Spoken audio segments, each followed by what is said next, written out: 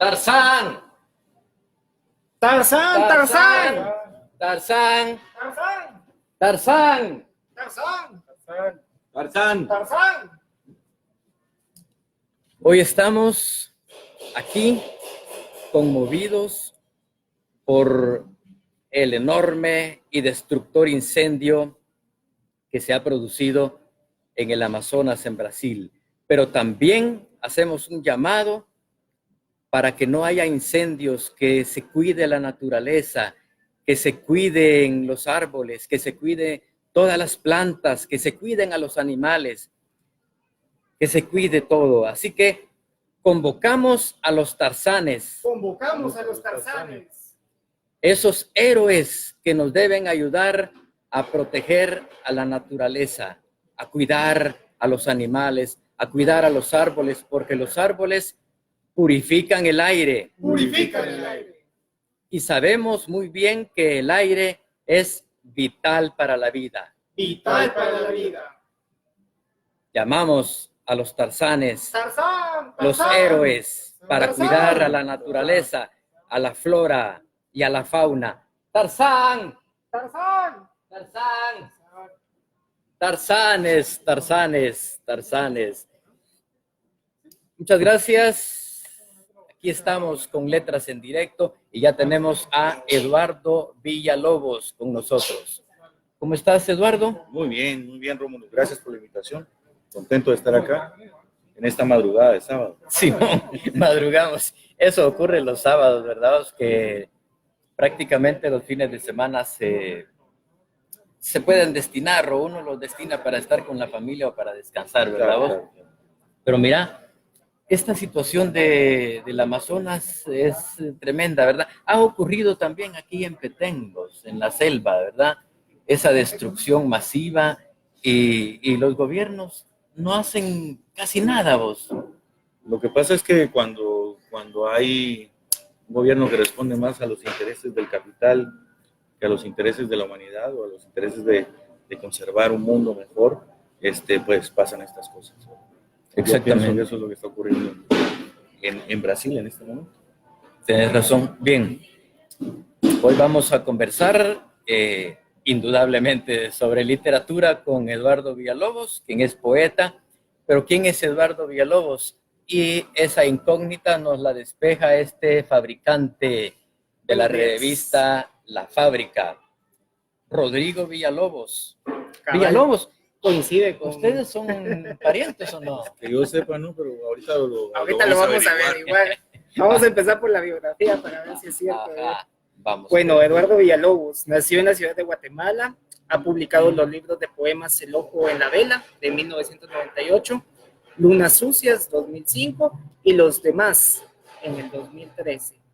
Trabaja como editor, como tallerista y como catedrático universitario. Fue miembro fundador de la revista Taller, jefe de redacción de La Ermita y director de El Lector. Su trabajo ha sido recogido en diversas antologías, entre ellas Tanta imagen tras la puerta, Los poetas guatemaltecos del siglo XXI, Voces de posguerra, Microfe y El futuro empezó ayer. Al mismo tiempo, tenemos también que ha colaborado en diversos periódicos, revistas, medios digitales. Actualmente es columnista de la sección cultural del diario Siglo XXI. Así que démosle una bienvenida a nuestro invitado de lujo, Eduardo Villalobos. Eduardo Villalobos, súper, gracias Rodrigo. Rodrigo Villalobos, se nos juntan los Villalobos aquí. Villalobos, sí. ¿Y sabes qué? Hay que cuidar a los lobos también. Que vivan los lobos y los Villalobos. Vamos a hablar hoy de la edición, ¿verdad? La edición en los libros. Vamos a hablar un poco de la literatura guatemalteca, que es parte de los temas que vos dominás, ¿verdad? Porque has trabajado y también sobre la poesía, ahondar un poco más en los aspectos de la poesía, ¿verdad, Eduardo? Bien, como siempre lo hacemos, sondeamos al invitado. ¿Cómo entraste vos y cómo entraron los libros en vos? ¿Cómo te enamoraste? ¿Qué es lo que leíste primero? ¿Con qué te encontraste en Bueno, los inicios? yo siento que, bueno, yo siempre me gustaron los libros desde niño. De hecho, pues, creo que ¿Había muchos libros en tu casa? había libros de mis padres, de mis abuelos. Yo pedía libros, llegué muy temprano a ellos y siempre me gustaba, ¿no? De hecho,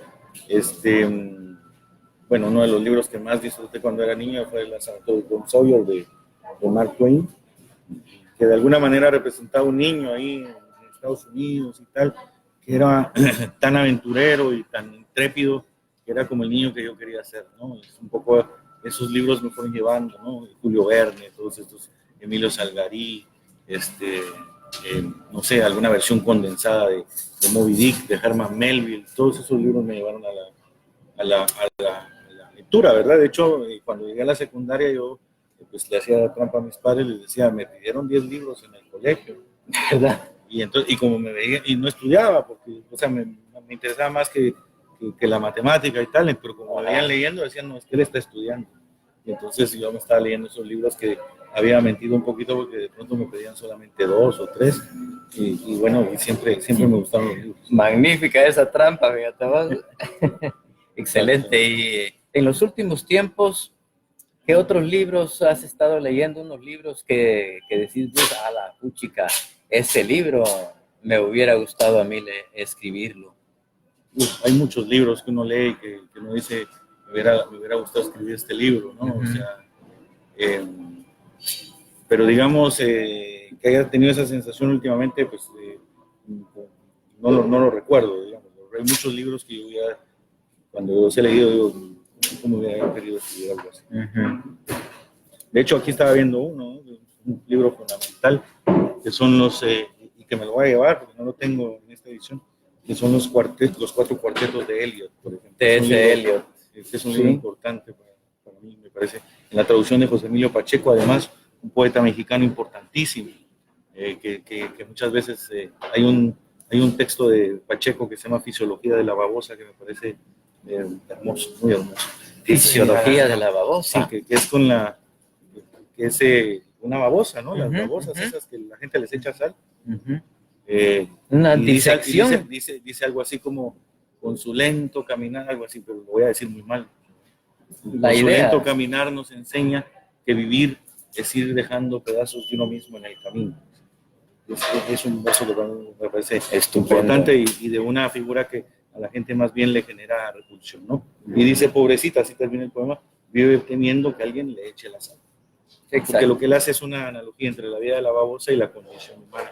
Es un poeta muy interesante, José Emilio Pacheco, y esta traducción de Eliot, pues, estos son textos que yo hubiese querido escribir, y que estoy seguro jamás podré llegar a algo tan grande como estos cuartetos de Eliot.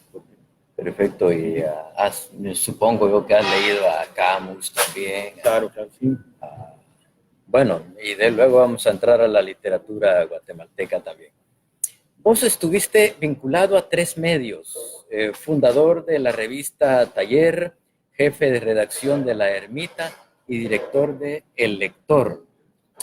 ¿Existen estos medios todavía? No, ya no. ¿Qué pasó? No, digamos que Taller fue una revista que tuvo unos 4 números, fue fundada a mediados de los años 90, con un grupo de amigos, escritores, uno de ellos ecuatoriano, Juan Carlos Cucalón, bueno, con algunos amigos. Ajá. ¿Cuál era el contenido?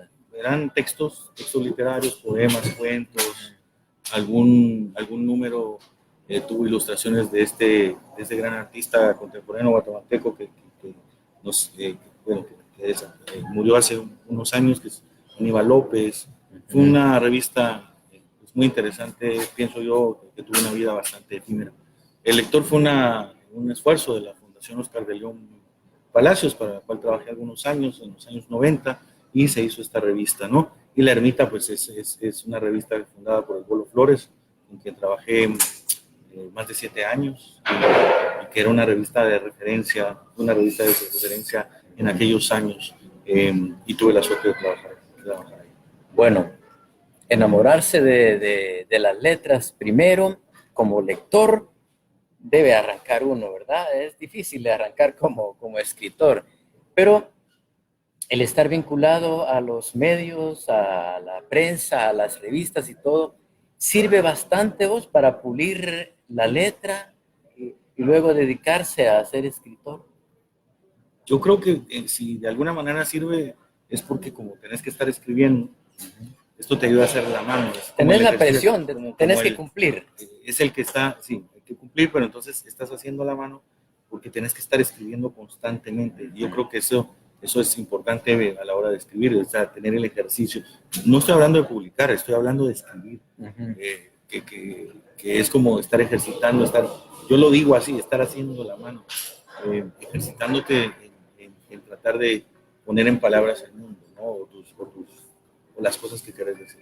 Pues la mente necesita gimnasia también, ¿verdad? Y ¿sabes qué?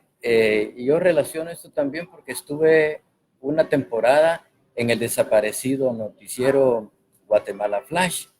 Y ahí es más la presión porque hay 3 emisiones y antes de cada emisión hay que redactar, o está llamando el reportero, hay que redactar la nota y pasársela al locutor inmediatamente. La agilidad mental también sirve vos. Ya después, cuando vos no estás en un medio de eso y vas a escribir un cuento, con esa serenidad, con esa tranquilidad, bajo unos árboles o algo así, podés hilvanar mejor la historia.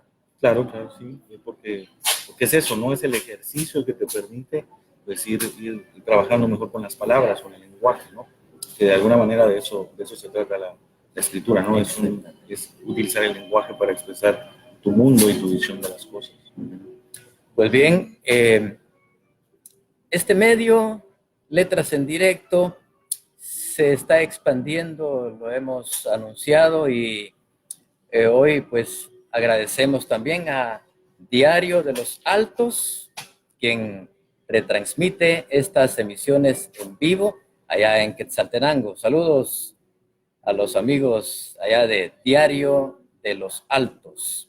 Y vamos a saludar también a los que se van prendiendo ahí para irnos acompañando, para interactuar en esta charla. Saludos para Jorge Sierra, Guillermo Durán, Paola Sánchez, Toñito Ayau, Pablo Aníbal, Elfer Galicia, Edwin Llanes, Luis Chalín, Carelia Pineda, Mario Ordóñez y Guillermo Durán dice, hola mi hermano, aquí ya mirujeándote, éxitos y larga vida a Letras en Directo. Muy bien, Arturo Serna. Saludos compas, dice Mario Ordóñez. Leo de Soulas, infaltable en Letras en Directo. También el doctor Carlos Interiano, José Roberto Leonardo, el doctor Carlos Interiano, por cierto, me llamó estos días cuando vio el promocional de que ibas a estar por acá y emocionado y me dijo, fabuloso que tengan a Eduardo Villalobos ahí, yo lo conozco desde hace más de 20 años, sí, ¿verdad? Claro. Entonces él ahí está precisamente, dice saludos Rómulo y Eduardo, aquí los sintonizo. Saludos Carlos. Carlos Interiano, fabuloso. Y Claudia Núñez dice saludos Eduardo, ha sido un excelente maestro en Sofos, lo admiramos. ¿Ves? Ahí están tus seguidores. Saludos Claudia, qué gusto. Excelente. Y alguien más, Brenda Monzón, ¿cómo estamos Brendita? Saluditos. Hola, un abrazo. Gracias por los gatitos que nos prestaste estos días. Ok, vayamos adelante. Época posmodernista. Estamos en esta época tecnológica, la época digital, donde los robots están amenazándonos, desplazarnos del chance, ¿no? De los trabajos. Pero aquí estamos lejos de eso, ¿no? Bueno, en estos tiempos, vos que estás bien relacionado con la literatura, impartiendo cursos en varias universidades. ¿En qué universidades has impartido clases? Bueno, en la Universidad del Valle de Guatemala y en la Rafael Andívar, ¿no? Ajá. Bueno, se va perfilando en estos tiempos una nueva corriente literaria, vos, digamos, se está volviendo a los realistas, ¿no? Algo así. Eso es complejo, ¿no? Y yo creo que esto de formar como corrientes literarias es más una cuestión como de quienes intentan hacer el estudio del arte o de la literatura, ¿no? O sea, como el problema aquí es tratar de encajar en algo muy racional, en un sistema racional, en una sistemática, algo que es fundamentalmente creativo, ¿no? Y te pongo ejemplos con la pintura, porque por aquí también estaba viendo otro libro, por ejemplo, Hopper, la pintura de Edward Hopper, un pintor norteamericano eh, del siglo XX, mientras sus contemporáneos, qué sé yo, estaban haciendo el arte pop y las abstracciones, él pintaba de una manera muy realista, pero también de una manera muy vanguardista. Entonces, siempre hay anomalías en el sistema creado por la razón, y siempre hay artistas que están haciendo su obra de otras maneras, que se encajan, que se salen de esos cajones que la gente que establece los aparatos teóricos piensa que es la tendencia, ¿no? Siempre hay personas que se salen de la tendencia. Entonces, pues ni modo, ¿no? O sea, hay que hacer un recorrido por eso, pero no me parece que hay cosas mucho más valiosas que digamos que estas categorías que son sobre todo racionales, a la hora de, pero sobre todo a la hora de leer o a la hora de crear, ¿verdad? Y yo lo que creo que existe en este momento en el mundo es como una especie de, no sé, como de gran dispersión de las ideas, donde hay mucha superficialidad, pero también donde siempre hay gente que está generando vanguardias, cosas nuevas, muy interesantes, y que de alguna manera da cuenta de este tiempo en el que estamos viviendo. Es un tiempo, digamos, donde la tecnología, que tiene sus virtudes, pero también tiene sus grandes peligros, que nos está absorbiendo, ese tipo de cosas, ¿no? O sea, Nos está absorbiendo y de alguna manera influyendo también en lo que se produce, en lo que se crea, ¿verdad? Porque hay una cierta tendencia también a escribir más resumidamente, en hacer poemas breves, en crear cuentos cortos, muy cortos también, por esa velocidad que se va imprimiendo, que nos va jalonando, ¿verdad? claro, claro. De hecho, ahorita que estaba viendo aquí un libro de Elvira Sastre, y sí, son esos pequeños textos que parecen tweets, ¿verdad? Que son más ingeniosos y tal, y que de pronto no llegan pienso yo, no llegan a la profundidad de un libro como este de los cuartetos de él. Exactamente. Y hay otros que probablemente sí, ¿no? Se están escribiendo, o sea, hay autores que sé yo, en Estados Unidos, que escriben aún novelas de más de 1000 páginas, ¿no? Ese tipo de cosas, ¿no? Una vez le consulté yo a Chito, el de la Casa del Libro, allá en la casa de Cervantes, que qué vende más él en la librería. Y indudablemente me dijo, yo vendo más aquí el cuento se mueve más. Después la novela y de último la poesía. La poe Vos que sabés de historia, sabés que cada género ha predominado en cierta época. El romanticismo en la poesía, ¿verdad? Y en otros tiempos en la novela.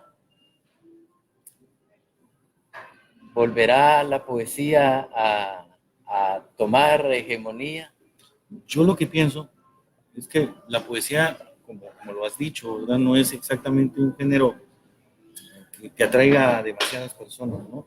A pesar de ser el lenguaje más alto que hemos desarrollado en el mundo, en la historia, los seres humanos, ¿no? Es un lenguaje el más alto que hemos desarrollado, ¿no? Sin embargo, a pesar de que no sea digamos que no a todo el mundo le interese la poesía, porque la poesía es un ejercicio de creación también por parte del lector, porque tiene que recrear en su mundo interior, a partir de las palabras propuestas por un poeta, una serie de imágenes que suelen ser arriesgadas y que no suelen ser lógicas, sino que apelan, digamos, a la parte más creativa del ser humano, a su imaginación, a su capacidad de crear. Aunque a pesar que la poesía nunca va a ser el género más leído, yo creo que jamás nos va a abandonar y jamás vamos a dejar de escribir poemas. De la misma manera que es uno de los primeros géneros que surgió, parte de las historias que se contaban, me imagino, en aquellas cuevas alrededor del fuego, también la poesía, los cantos, a lo que no conocías, a lo sagrado, a lo desconocido, fue, digamos, el ser humano la fue incluyendo entre sus maneras de expresarse. Y yo creo que mientras existamos como seres humanos, jamás vamos a dejar de escribir poemas.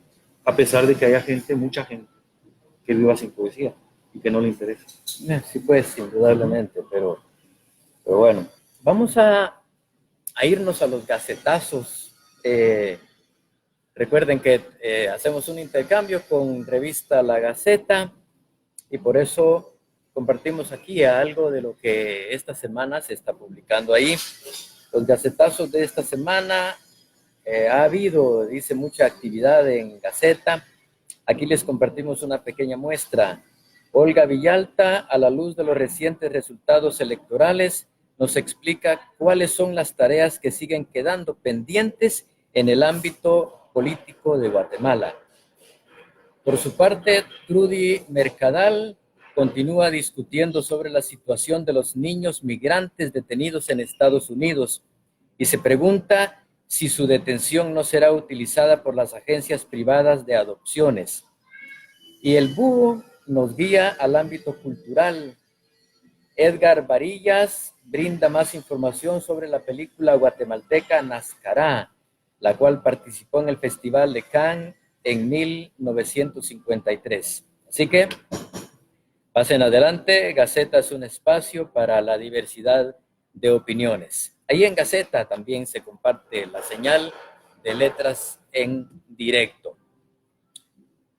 Bien, tenemos que visitar tu poesía, tenemos que escucharte, tenemos que conocer tus versos.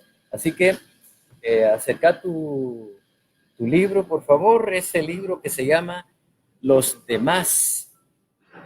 Y de esos, los demás, vamos a leer un fragmento. Utilizamos de un poema que se llama Mesa y Rocola con fondo rojo. Ahora conozcámoslo completo en la voz del autor, Eduardo Villalobos. Bueno, las botellas se han ido acumulando entre las dos mujeres, como las marcas sobre un calendario. Así también los pósters que anuncian aguardiente con culos imposibles, los equipos de fútbol del año anterior o de la infancia, las manchas de humedad y de asfixia, la mugre, la indolencia. Aquí la cumbia reina, aquí el silencio es algo que se va muriendo. Ay, ay, ay, chuchita flaca, ay, dolor, ya me volviste a dar. Desde el fondo, una voz gastada exige una ranchera y arroja un papel al centro de los gritos. Pero las mujeres están atrincheradas en el rincón propicio y tiran putazos y mientan madres y escupen animales que brillan y se esfuman. Una es casi vieja, la otra es más vieja todavía. Una baila, la otra tiembla. ¿Qué río de abandonos les procuró esta furia? ¿Qué océano de espinas? ¿Qué esperma acuchillado? Pero ellas gritan, felices, sobre el humo y el cansancio, y cantan las historias más tristes que puedan bailarse, y se jalan los pelos y somatan la mesa, y piden otra mamaíta, esta vez que sí esté fría, y hablan de los hijos de puta que las abandonaron, con 5 muchachitos y una panza que estallaba, y de cómo el camino las dejó dormidas, antes siquiera de pedir prestado un farol para abrigarse. Pero ellas ríen y azotan sus cabellos teñidos hacia el foco de la pieza, y se sienten hermosas, plenas, rubicundas. Y cuando alguna quiere llorar, la otra la sacude. Esta noche no, mamaíta, esta noche es fiesta. Y en realidad es fiesta, porque lo que les espera afuera no tiene nombre, es algo atroz, y ellas lo saben. Hay otro poema que me fascinó, se llama Viejo mirando al norte. Viejo mirando al norte. Ok, perfecto, Rómulo, perdón. No tengas pena. Viejo mirando al norte. La cicatriz del ojo izquierdo parece un corazón, Tal vez porque surgió en la primavera de Nueva Jersey y en los años 70, en que a botellazo limpio se batió por la posesión de una muchacha en un bar cuyo nombre se le perdió para siempre. La arruga en los labios se agudizó en los inviernos de Chicago y Filadelfia, en que maldijo la blancura que le encendía la garganta de fiebre y de terror. La sonrisa cínica le viene de la infancia, del hambre, de las fronteras del odio. La cojera se la ganó en la Interestatal número 5 en las afueras de Seattle, manejando un furgón que derrapó en la nieve y volcó sobre el espanto. Fue deportado durante el verano de 1996 por acometer ebrio la madrugada de las autopistas, y desde entonces maneja un taxi sin mujer y sin destino. Ya no es de acá, nunca lo fue, pero está cansado y tiene astillas en las dudas. Por eso compra a oscuras muchachas en los burdeles de la periferia y se emborracha cada 3 noches con la puntualidad de un suicida. En las botellas encuentra siempre cabezas con alas, pedazos de carne, espejos que vuelan. Recuerda a los hijos que ya no lo encuentra. Maldice a la mujer que lo escupió a la calle. Piensa en las manos fuertes que estrujaban la firmeza de otras manos. Camina para atrás, como quien entra en la muerte. What the fuck, se dice. Fuck, I will return. Y espera la madrugada como quien dice basta. Pronto, jamás. Estupendo. Uno más y pasamos a otra cosa. Muchacha en el vagón de un tren. Muchacha en el vagón de un tren. Espérate, es que ese estaba a la par, pero este no vamos a buscarlo. Busquémoslo.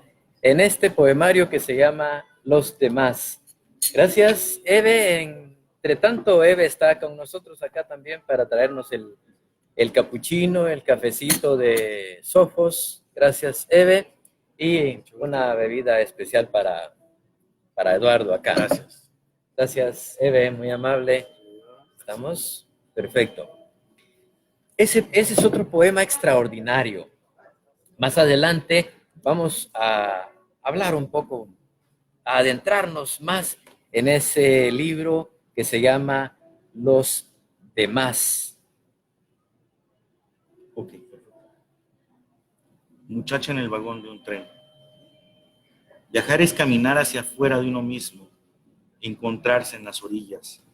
Piensa, mientras montañas y árboles y casas le recuerdan pechos queridos, borracheras, mañanas con culpa y ansiedad después del café. Viajar de algún modo le produce puentes en el pecho, senderos entre ella y su memoria. Moverse de alguna manera es renacer. Le dice a una nube mientras la atraviesan 20 postes eléctricos. No le gusta hablar y sin embargo, la mujer de al lado le ha obsequiado unas galletas y ha tenido que agradecer con respuestas ambiguas y unos ojos largamente apaciguados. Tiembla cuando piensa en su destino, se consume de fe mientras la velocidad absorbe los tonos ocres de la tierra. Afuera, habrá aldeanos con preguntas como las suyas, gente haciendo planes y gastándose la vida. Afuera, hay un ruido que ella no percibe, animales construyendo un nuevo rumor. Todo viaje contiene algo inesperado. Tal vez por ello no diremos a qué viene, ni por qué sostiene con furia la maleta, ni por qué su corazón es una tromba, un huracán sin centro, cuando por fin asoma el frío de una tierra extraña y se pierde apresurada entre la muchedumbre que tampoco sabe a dónde va. Perfecto. Ahora nos movemos un poco, vamos con los muchachos de la revista La Fábrica. Ya estuvimos con Rodrigo Villalobos y ahora estamos con Ludo López. ¿Dónde estamos, Ludo? Ludo López o Luis López, que es lo mismo. Lo encontramos de este lado. A ver, lo miramos pasar. Allá viene. ¿Qué tal? Bienvenido. ¿Qué tal? ¿Qué tal? Gustazo. Gustazo. Aquí estamos. Bueno, hoy para presentarles las entradas de la semana de Revista La Fábrica. Ajá. ¿Cómo no? Con gusto, entrale. Veamos qué hay en Revista La Fábrica. Pues en Revista La Fábrica hoy les tenemos diversidad de entradas. Hoy tenemos textos de poesía, entre ellos de Madeline Mejía, que nos está compartiendo parte de sus textos en nuestra sección de cartones. Para todos los que nos están viendo, si ustedes quieren publicar tienen algún texto inédito, una novela o cuentos cortos, si quieren darlos a conocer, nosotros estamos haciendo publicaciones digitales en cartones. Nos pueden enviar sus textos a revistalafábrica@gmail.com o búsquennos en la página de Revista La Fábrica y denle like y pues, ahí van a ver toda la información que tenemos nosotros. Tenemos también interesantísimo de Carlos Jarquín, que es nuestro periodista asociado de Costa Rica. Él fue a la FIL de Panamá de 2019, que fue hace poquito. Y pues entrevistó a Ronald Bonilla y a Lucía Alfaro, que son parte de Editores Poiesis. Esta es una editorial costarricense, pero lo interesantísimo es que se presentaron por primera vez en Panamá y pues le dieron a conocer qué textos y autores se están presentando. Entonces, bueno, nosotros estamos haciendo cobertura de la literatura no solamente guatemalteca, sino centroamericana, porque ese es nuestro objetivo, dar a conocerlo, porque finalmente somos todos una gran cultura. Tenemos también el fonema de nada más y nada menos que Laura de Colores, que estuvo con nosotros acá en Letras en Directo hace unas semanas. Toda mística ella. Interesantísima su poesía, muy llena de vida. Es como un despertar de alegría cuando uno la escucha, bueno, cuando uno la escucha cantar y cuando uno escucha su poesía. Ella sí es pura vida. Ella es pura vida. Aunque no es de Costa Rica. Aunque no es de Costa Rica. Y tenemos también a Hugo Hernández Oviedo, que es un genio del arte nicaragüense en nuestra sección de destacados. Entonces, los invitamos a entrar a revistalafábrica.com, www.revistalafábrica.com, y queremos invitarlos solo a 2 actividades más que estamos dando difusión, porque también eso hacemos en Revista La Fábrica. A las 4 de la tarde hoy, en Café León, está el concurso de fotografía del 22 Festival del Centro Histórico. Y a las 6 p.m. en Casa Ibargüen va a estar la presentación del disco Música de Arpa del grupo Arpas en Armonía. Son actividades interesantísimas, diferentes, para salir este fin de semana de lo cotidiano y llenarse de arte. ¿Por qué no? Ese de Arpas en Armonía también, algo supe yo, está interesante. Es un grupo de arpas que integrado por mujeres. Sí, solo mujeres. Interesantísimo. Sí, buena onda. Pues invitadísimo hoy en Casa Ibargüen, zona 1, la presentación del disco. Y aquí estamos. Buenísimo, Ludo, siempre aquí también al pie del cañón. Al pie del cañón. Gracias. Permiso. Muy bien. Estupendo. Entonces volvemos acá con Eduardo Villalobos. Vos, Eduardo, actualmente trabajas en Santillana, ¿verdad? Nos contabas eso. Santillana, ¿qué es exactamente? Es una editorial. Una editorial, ¿verdad? Vos te dedicas ahí más bien a la tarea de la edición dentro de Santillana. Sí, digamos, coordino proyectos editoriales, tengo un área que es innovación que está a mi cargo, ese tipo de cosas, ¿no? Uh-huh. Hablemos de la edición, que a muchos nos puede interesar. ¿Cómo realmente es ese trabajo de editar un libro? ¿Por dónde se empieza? ¿Qué sigue? ¿Qué hay al final? Bueno, la edición es una especie de oficio invisible, ¿no? Porque de pronto, en muchos casos, la edición permite, digamos, llevar un texto escrito por un autor, permite que llegue a los lectores, ¿no? Uh-huh. Y es todo ese proceso, ¿no? De pronto puede incluir trabajar con el original, hacer ajustes en la estructura, ajustes en el lenguaje, de manera incluso bastante general. Uh-huh. Y luego ya es el trabajo, digamos, más específico de ir viendo los párrafos, las oraciones, las palabras, para hacer que, y eso es muy importante, para hacer que el estilo de un escritor brille. El editor no es un protagonista de esto. El mejor editor no es el que deja un texto destrozado y digamos, rojo de tantas correcciones, sino es aquel que hace las observaciones o las intervenciones propicias para que la voz del autor se manifieste de mejor manera. Yo creo que ese es el gran secreto de la edición. Lee toda la obra y va viendo ahí que si hay demasiado ojerillo, digamos, hablando en términos metafóricos, Ajá. o si algunas ideas no se comprenden bien, incluso faltas de ortografía, todo eso. Sí, claro, por supuesto. Es todo eso, trabajo. ¿no? Ajá. Pero digamos que de pronto que, por ejemplo, un buen editor no se va a meter a decirle a un autor, es que utilizas, qué sé yo, muchas, no sé, proposiciones subordinadas, no, porque ese de pronto es el estilo del escritor. Un editor lo que tiene que tener es la sensibilidad para captar la voz de otra voz, no la suya, sino otra voz, y hacer que esa voz se brille, se pula, ¿verdad? Creo que en Guatemala hay un gran problema, y es que los editores piensan que imponiendo su propio estilo sobre la obra de los demás, el libro va a ser mejor, y eso no es así. Yo creo que el editor es un ser que nunca se ve, pero que es fundamental en eso, en hacer que la voz de alguien se manifieste de mejor manera y llegue de una manera mucho más limpia a los lectores. Que se levante, que se eleve, que destaque. Exactamente. Muy bien. Y la redacción de estilo, ¿en qué consiste? ¿Cuál es lo específico de la redacción de estilo? Más bien es, bueno, el estilo, digamos, es... me imagino que te refieres al curso que voy aquí en Soco, ¿no? De redacción y estilo. Exactamente. Pues este es un taller que tengo la suerte de dar desde hace muchos años. Bueno, muchos años, ¿no? Hace algunos años. Simón. Claro, es relativo eso. Es relativo, ¿no? Tiene que ver con la parte más bien formal de la escritura, ¿no? Con ir puliendo el lenguaje desde algunos aspectos formales, pero que tienen que ver mucho con la práctica de la escritura, porque es que yo pienso, siempre lo he dicho, y a veces hay personas a las que no les gusta escuchar esto, pero digamos que en el sistema educativo nos han enseñado un montón de cosas que a la larga no nos sirven para escribir.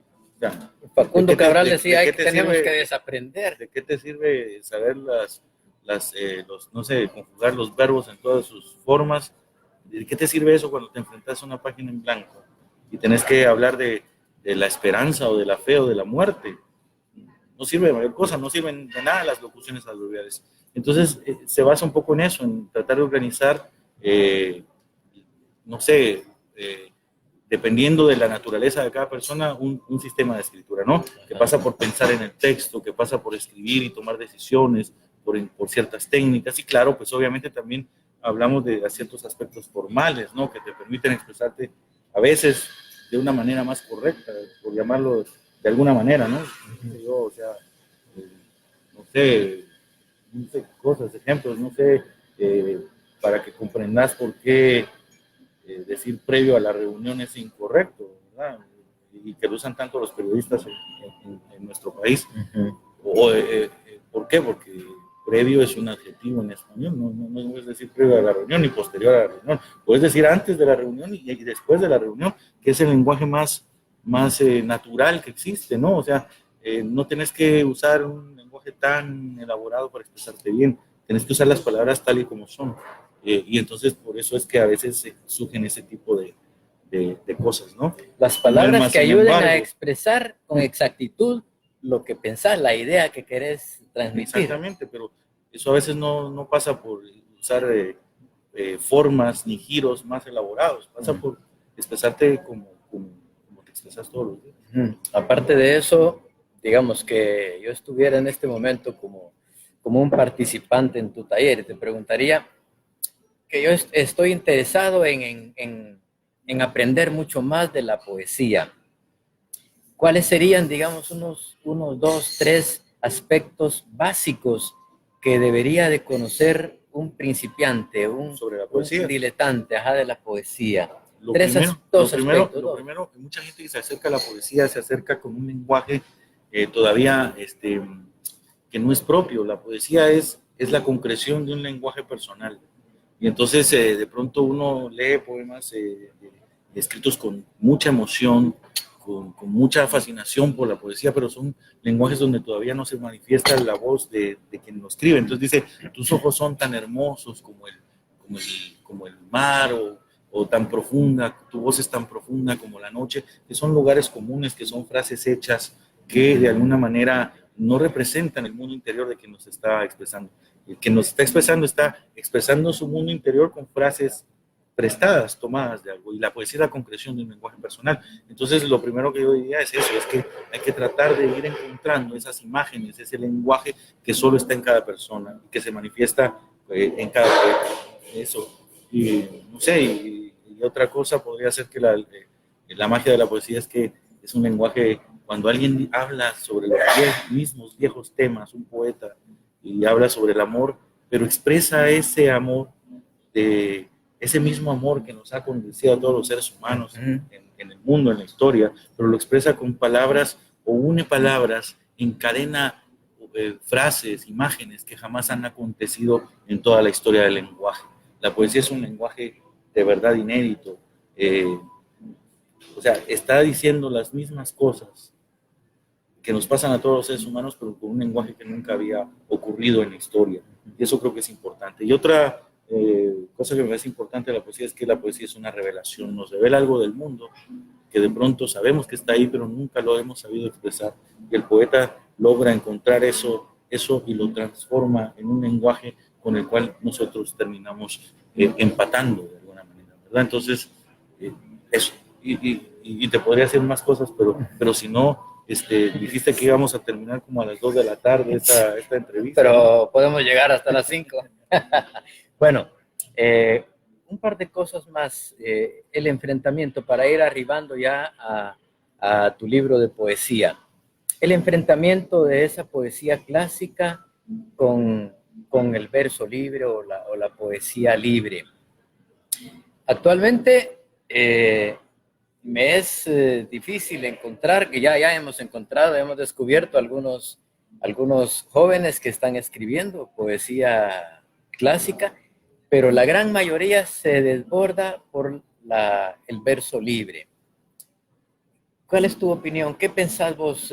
Vos también estás en la poesía libre, yo también. ¿Qué hay aquí? ¿Por qué elegimos esto? Porque yo creo que digamos que la poesía clásica tiene tantas normas y es tan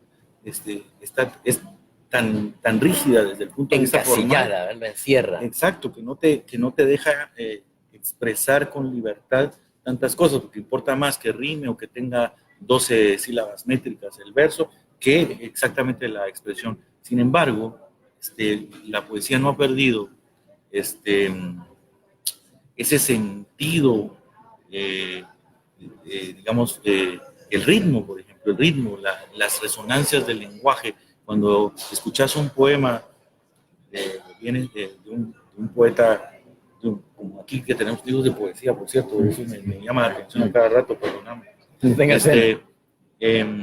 Uno escucha a ese poeta, escucha su voz, tiene una cadencia el lenguaje, tiene ciertos ritmos, y eso se logra simplemente con oído, pero también es una cuestión formal, no sé si me explico, o sea, porque eso es lo que diferencia a veces a la poesía del lenguaje de todos los días, ¿no? Es que está trabajado de tal manera para que el lenguaje suene de cierta manera.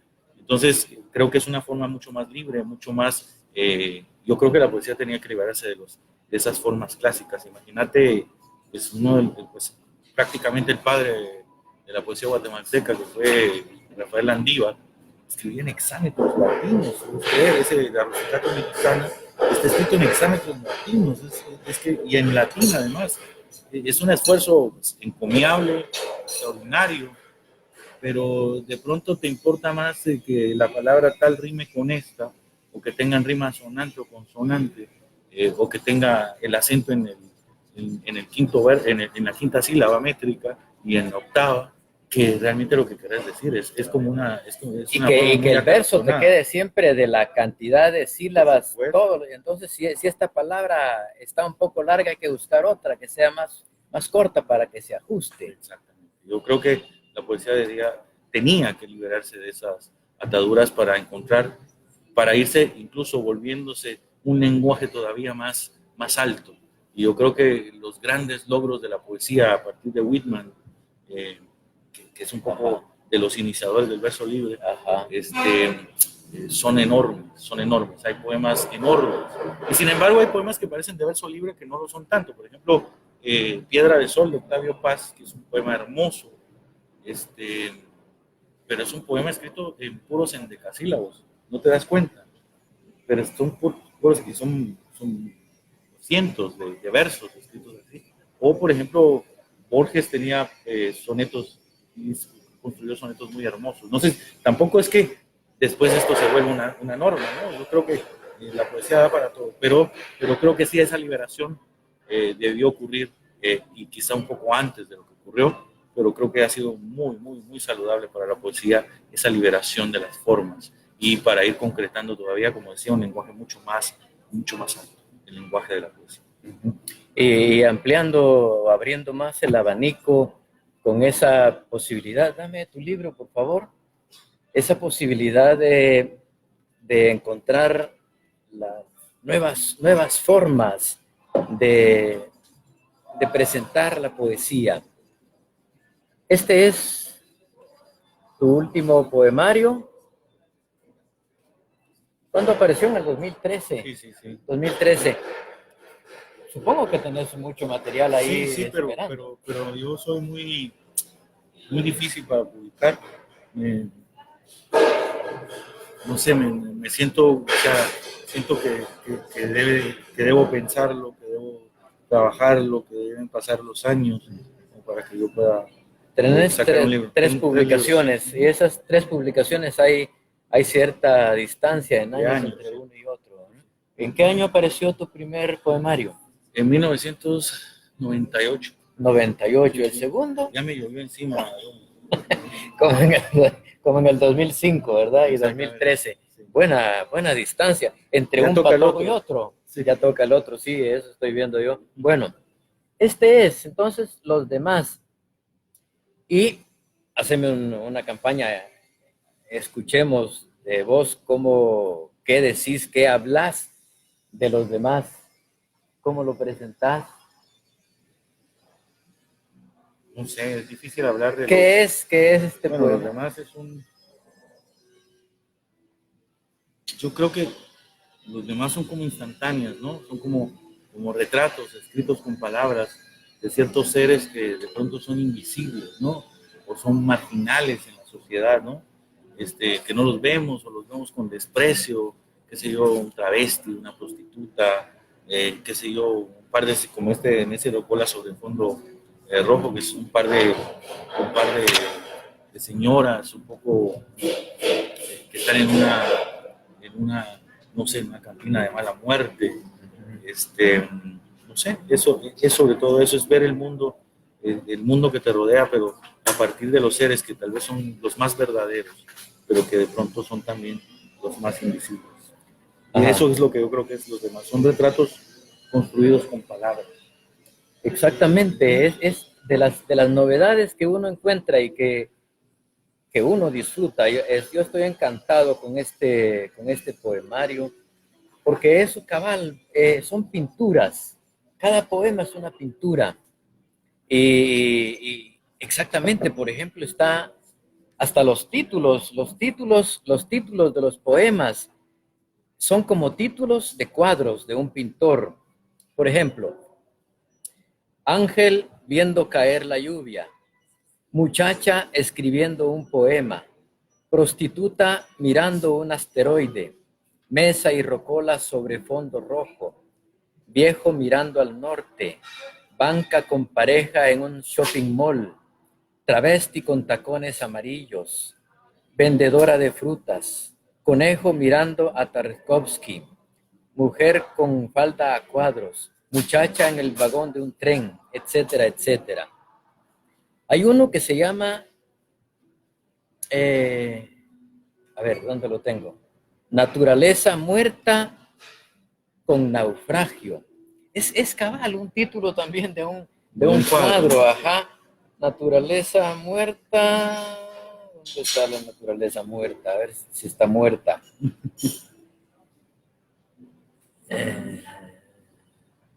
Aquí está, 27. Conozcamos, es cortito este poemita. como si fuera un cuadro de un pintor. Naturaleza muerta con naufragio. Aquí los suéteres del frío y los del silencio. Allá las conchas amarillas que recogieron en la playa, y los cestos de mimbre de aquel mercado, y la tanga azul rasgada con urgencia. Apenas han quedado restos de café en la taza de soles rojos, y la prisa ha permitido un disco sobre el estante, y también fotografías de viaje y algunas notas lejanas. Salí con Adela, compré el pan que llamó tu madre. Todavía las calcetas mojadas arden en la mesa, todavía huele a sus caderas y a su sexo. Bien. Hacenos el favor de leernos este. Autobús con grupo y ocaso. Autobús con grupo y ocaso.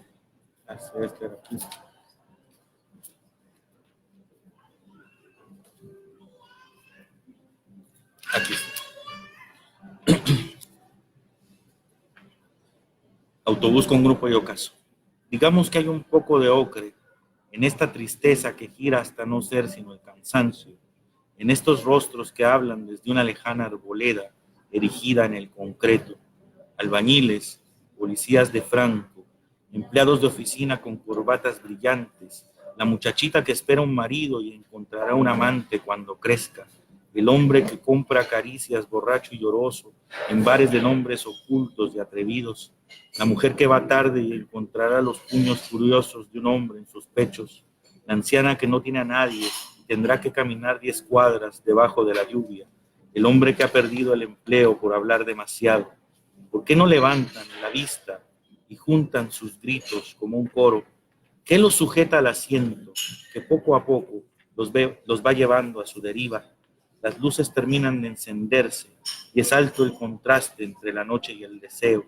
Solo el motor resuena y de vez en cuando el chofer exigiendo a los que van de pie que se corran.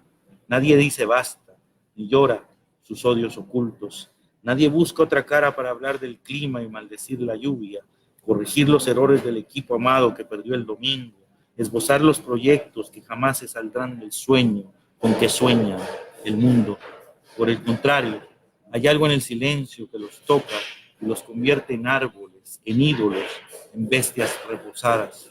Hay algo en la noche que nace, que los inquieta y los duerme. Poco a poco, el autobús caminará más rápido y los rostros se irán quedando en calles oscuras que se apagarán al doblar la esquina. Un poco apresurados, hastiados y feroces, caminarán buscando un cuerpo en que ahogar la pena, el noticiero de las 10 en punto, la tiniebla del hecho, el despertador a las 5:30, el pan de cada noche. Son historias en poemas, incorporados en poemas.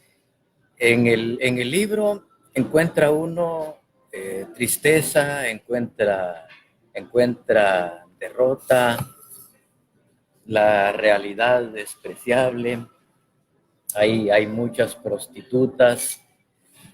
¿De dónde viene todo esto? ¿De dónde lo captás vos? ¿Estás vos en esos poemas? Siempre estás en los textos. Siempre, ¿verdad? Digamos que, pero digamos, por eso es que el texto es los demás, es sacar la mirada de vos mismo, de tu realidad, para construir, digamos, una especie de texto que intenta es iluminar a los demás, ¿no? Entonces, un poco eso, es que estaba pensando en una epígrafe, no está acá. Y un poco es eso, ¿no? O sea, pero de alguna manera no es que, ¿no? O sea, pues, aquí hay historias que imaginé, aquí hay historias que me contaron, aquí hay historias que vi, que presencié o que terminé de construir por medio de la imaginación, pero más que todo, más si esto es una historia real o no, yo creo que esto es simplemente tratar de poner la luz en el sentido de estar hablando de algo, ¿no? En esos seres que usualmente son despreciados por la sociedad, ¿no? Que no todos son seres marginales. Por ejemplo, este texto de Naturaleza con naufragio es exactamente es una pareja que acaba de romper, ¿no? Es el tipo que se ha quedado solo en la casa y donde todavía hay restos de la mujer que ha perdido, ¿no? ese tipo de cosas. Exacto. Pero lo de la tristeza y tal, pues es que el mundo también está construido de tristeza, ¿no? Y a mí, Hay mucha por tristeza. ejemplo, no sé, las películas que más me gustan son, tal vez las que más me han gustado en la vida son tal vez las más tristes, ¿no? O sea, cuando ves, no sé, a Vittorio de Sica, o a Bresson, o a Bergman, son historias muy tristes, son probablemente las historias que más me conmueven. Simón de Beauvoir decía que las personas felices no tienen historia, y de alguna manera, o sea, yo creo que la tristeza, la desgracia, es un tema mucho más literario que la felicidad, ¿verdad? La felicidad es para los libros de autoayuda, para medio engañarte de que todos los días van a ser mejores o vas a ser mejor, aunque nada de eso exista, pero imagínate una película que vaya a una película de una familia que es feliz y entonces y resuelve un problema y siguen siendo felices para siempre. No tiene ningún interés, ¿no? No, pues, no nos interesan los felices. Bueno, hay un poema que personalmente querés o no sé, o que quisieras leernos. ¿Tenés espacio? No. Pues no sé, en este libro, ¿no? Ajá.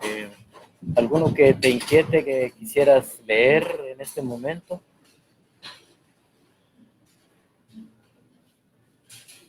No sé, tal vez ahorita que...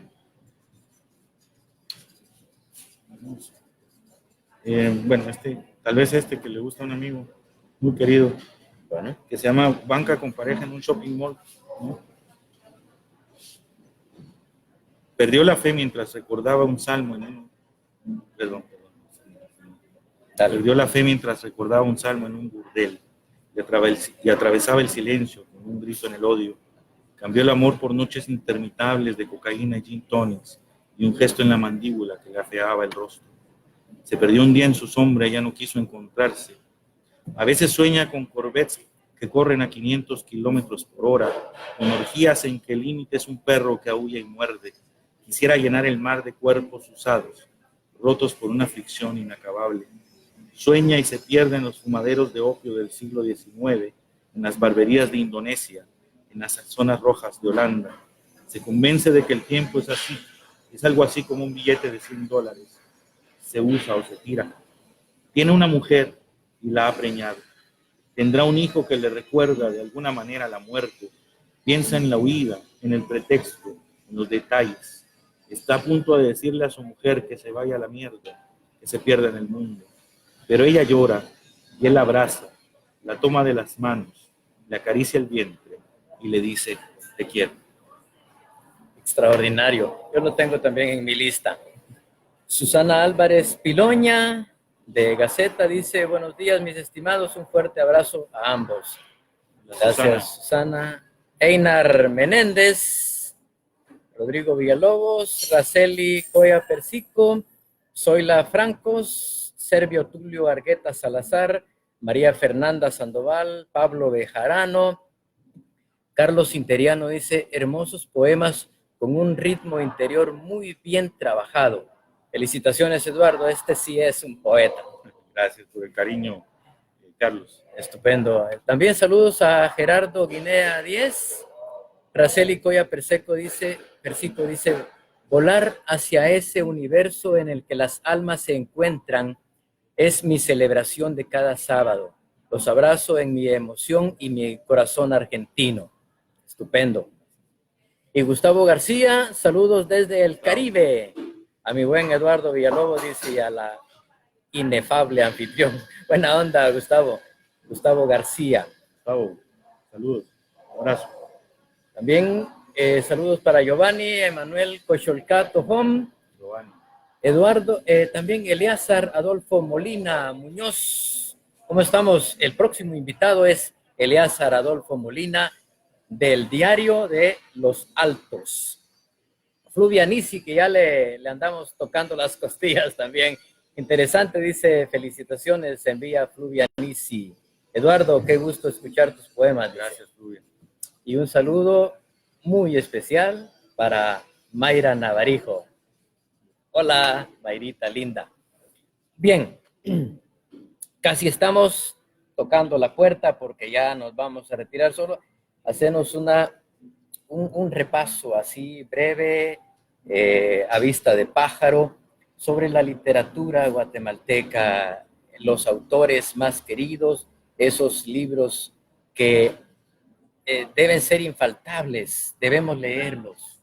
Es que hay tanto, ¿no? O sea, digamos que en una sociedad como esta, bueno, donde tenemos tantas carencias, digamos, sociales, económicas y tal, que existan muchos poetas, por ejemplo, o que se han construido muchas de los libros que se han construido por autores guatemaltecos, es como una anomalía, o sea, no es como que a pesar de todo florece, o tal vez por ello mismo, florece la literatura de maneras muy prodigiosas, milagrosas en algunos casos, ¿no? Y hay muchos libros, ¿no? Muchos libros, muchas obras de la literatura guatemalteca que deberíamos conocer. Por ejemplo, hablamos mucho de Asturias, pero es un autor que, por ejemplo, hay novelas de Asturias como Lata de Tal o Hombres de Maíz, que solo los guatemaltecos podemos penetrar en ese lenguaje con profundidad, porque en el fondo es un lenguaje sí, muy literario, muy poético, pero también es nuestro lenguaje.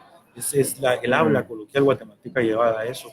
Está, no sé, pues hablando del habla coloquial, está el Bolo Flores, por ejemplo, sus novelas que a algunas personas les parecen como muy vulgares y todo, que son importantes. Hay grandes poetas, Cardosa, pero hay poetas vivos en este momento, gente muy joven que está escribiendo sus textos y que realmente están haciendo cosas muy interesantes, ¿no? O sea, yo creo que la literatura guatemalteca es un territorio que es además muy nuestro, donde podemos encontrarnos reflejados y donde en todos los aspectos, ¿no? Desde la gente de toda, por ejemplo, Víctor Muñoz, que es un autor, digamos, que retrata muy bien a las clases medias, también un poco Vania Vargas, que también retrata ese mundo, las clases medias urbanas, su soledad, sus luchas, que no son para nada heroicas, pero que de alguna manera determinan a las personas. Yo podría hablarte mucho de la literatura guatemalteca, que me parece vital, con muchas